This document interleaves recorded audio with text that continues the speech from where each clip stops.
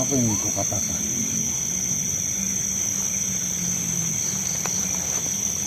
Oh. Mohon maaf, Tuan Saka. Saya memerlukan informasi banyak darinya. Kau silahkan pilih salah satu teman saya, agar komunikasi itu gampang dan bisa disaksikan oleh teman-teman saya. Apa kau bisa? Belum pernah. Saya bantu. Ya, bismillahirrahmanirrahim. So.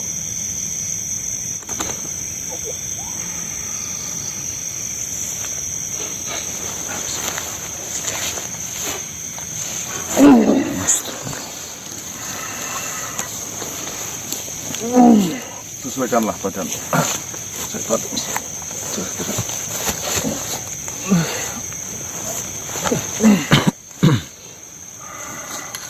Masuk. Stop.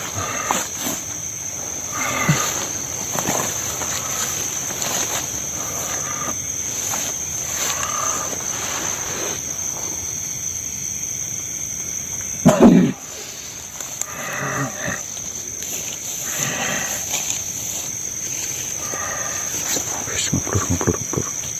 Bisa kau menggerakkan tubuh itu? Terima kasih banyak.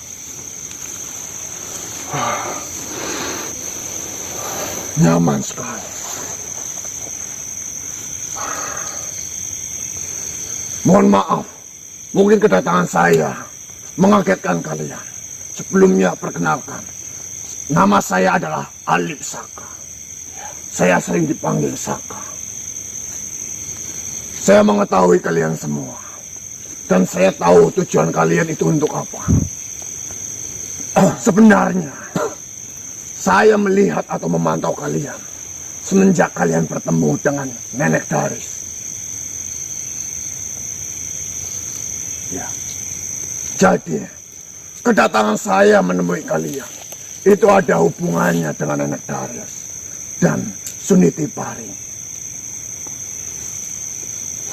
Apa yang kau ingin katakan kepada saya? Di sini, tentunya kau sangat kebingungan mengenai di mana tempat terakhir Suniti itu mati ataupun dikubur. Ya karena informasinya saya harus ke makamnya. Benar sekali. Sejatinya atau sejujurnya, yang mengetahui pasti mengenai Suniti sampai akhir hayatnya adalah saya. Dari dulu, semenjak Suniti hidup, saya sangat merasa kasihan. Dan saya sangat ingin merawat Suniti. Dan alhamdulillahnya, setelah Nenek Daris itu mati dan meninggalkan Suniti, saya dapat merawat Suniti sampai akhir hayatnya. Dan yang mengubur Suniti pun sebenarnya adalah saya. Dan asal kau tahu, gegernya di desa mengenai teror Suniti Paring itu belumlah seberapa. Sejatinya gegernya Suniti Paring itu sangatlah luar biasa. Terornya sangat menakutkan. Terornya sangat memakan banyak sekali korban.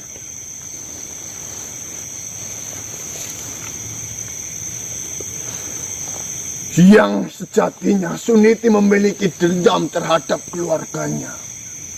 Akan tetapi di sini seluruh desa itu, seluruh warga pun ikut terteror dan menjadi korbannya. Lantas nasib desa itu seperti apa?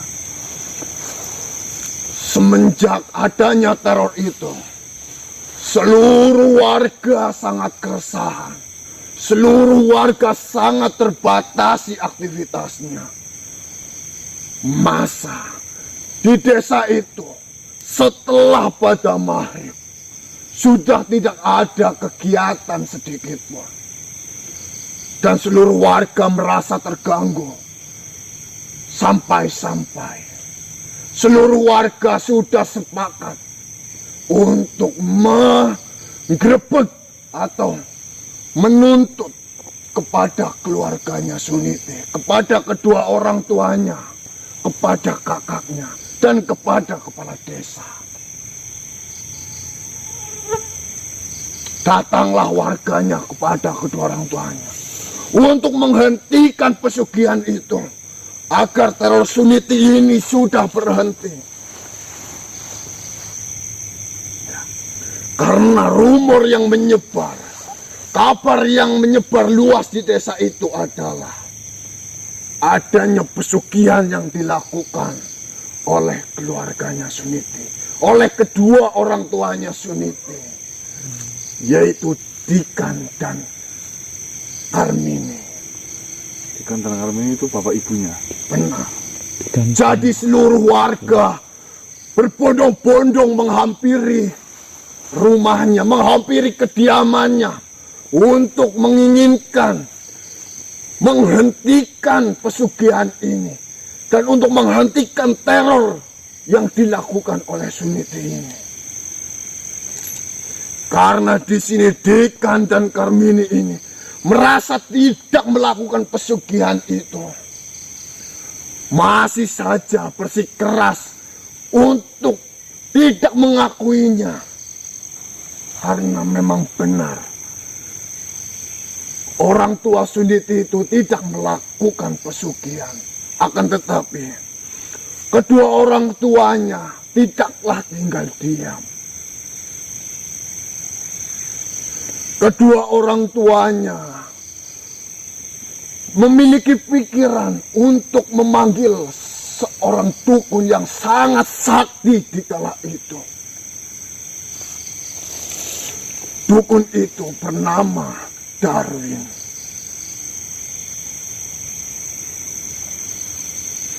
Lalu datanglah Darwin ke rumahnya.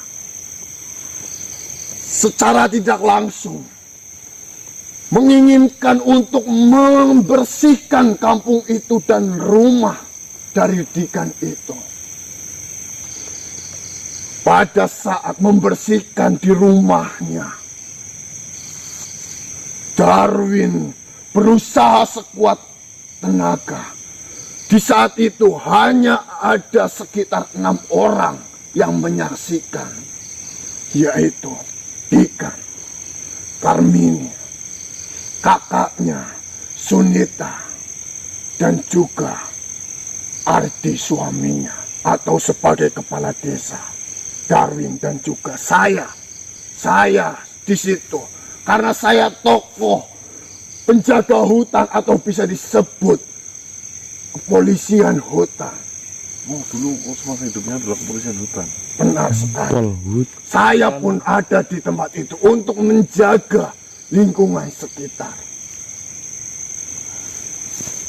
Mulailah si Darwin itu melakukan ritual-ritualnya untuk pembersihan di rumahnya Dikan. Saat Darwin mulai membaca mantra, terdengar suara batuk di kamarnya Suniti. Kamar yang pernah ditinggali Suniti. Benar sekali. Lalu dilakukan terus-menerus oleh Darwin sampai Suniti hadir di hadapan mereka. Semuanya terkejut, semuanya ketakutan, semuanya berlindung di belakangnya Darwin. Suniti itu mengucapkan berkali-kali, "Paring, paring, paring," sambil berbatuk-batuk.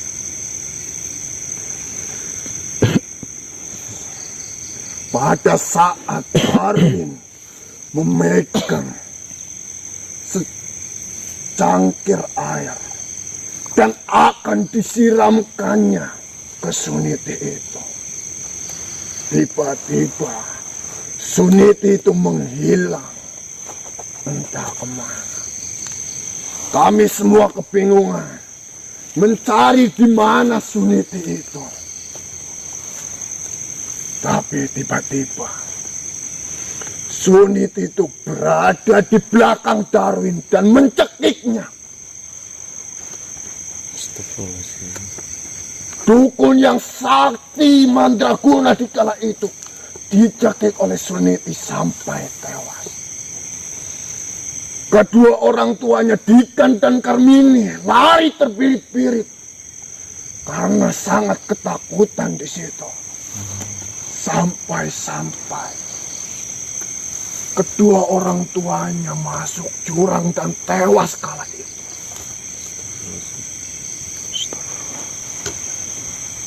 Sebagai kepala desa dan suami dari kakaknya Sunita, dia juga tidak tahan takut di tempat itu. Dia pun lari terbirit-birit. Si Hardi itu. Benar. Sampai dia mati menabrak pohon, lehernya tertusuk. Itu berarti cerita ketika orang tuanya tewas itu. Benar sekali. Yang tetap tinggal di dalam rumah itu hanya ada saya dan kakaknya, Sunita. Pada saat itu kakaknya sedang hamil tua. Anaknya si Hardi itu. Benar sekali. Dia tidak lari dan dia tidak takut sama sekali dengan Sunita. Dia menangis di situ. Dia meminta maaf pada Suniti atas semua perlakuan yang telah dia lakukan terhadap Suniti. Saya tidak tahu di sini kenapa saya tidak diserang oleh Suniti. Mungkin saja semasa hidupnya setelah ditinggal oleh neneknya, saya yang telah merawatnya. Karena di situ timbul rasa kasihan terhadap saya ataupun bagaimana, saya tidak tahu. Ya. Tiba-tiba Suniti itu menghilang entah kemana. Dan di saat bebarengan Suniti itu menghilang. Kakaknya perutnya kerasa seperti mau melahirkan. Sakit. Benar. Oh, berarti dalam keadaan hamil tua itu ya? Hamil tua. Di situ saya sangat kebingungan. Apa yang harus saya lakukan? Sedangkan suaminya sudah lari terbirit-birit karena ketakutan itu. Kedua orang tuanya pun sudah lari. Saya langsung berpikiran untuk membawanya. Kakak itu pergi membawa mobil bak saya. Dan saya diletakkan di belakang. Ada mobil tahun itu? Benar sekali. Mobil dinas? Mobil itu diberikan oleh pemerintah untuk saya. Inventaris ya? Inventaris, Mas. Saya akan bawa itu ke kota. Akan tetapi di tengah hutan, di perjalanan menuju kota, seketika saya menengok ke belakang. Ternyata di situ, asal kau tahu, yang membantu proses kelahiran kakaknya adalah Suniti. Berarti Suniti di mobil itu? Di mobil itu? Benar sekali.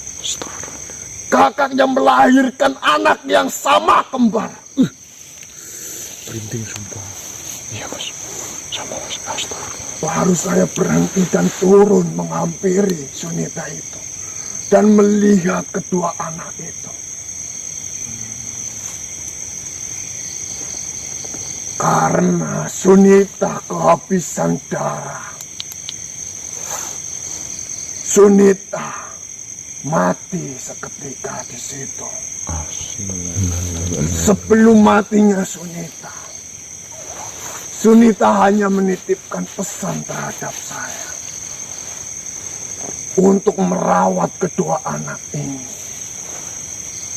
Dan jangan membeda-bedakan antara satu sama lainnya. Karena Sunita takut kejadian yang sama seperti dirinya dan adiknya itu terulang oleh kedua anaknya itu. Berarti lahir kembar langsung yatim piatu ya? Benar. Cuma bedanya di sini, anak itu normal semuanya. Selamat. Benar. Kau yang merawat Saka? Saya yang merawatnya. Kenapa kau tidak berinisiatif? Kan saya dengar kan yang nenek Nis kan yang di desa itu sebagai dukun bayinya kan? Di saat itu, Nenek Nis itu baru-barunya bunuh diri karena adanya teror Sunitipari. Berarti di desa itu sampai banyak banget yang bunuh diri itu ya? Banyak sekali warga-warga yang ketakutan lalu mengambil jalan pintas, yaitu dengan cara bunuh diri. Tapi kebanyakan mereka yang bunuh diri terjun ke jurang.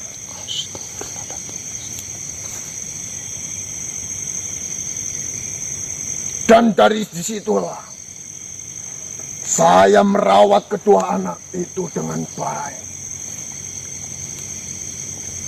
Saya pun merasa tidak diganggu sedikit pun oleh Sunitipari.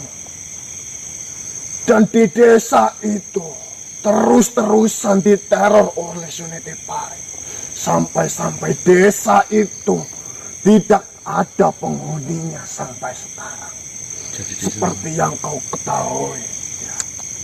Tadi malam saya ke sana. Saya hanya ingin memastikan, ya memang benar apa yang kau ucapkan. Desa itu ada ratusan rumah, bangunan tua, tetapi tidak berpenghuni satupun. Benar. Karena para warga sudah sepakat memilih pindah dari tempat itu daripada tinggal di tempat itu, akan tetapi teror itu terus datang.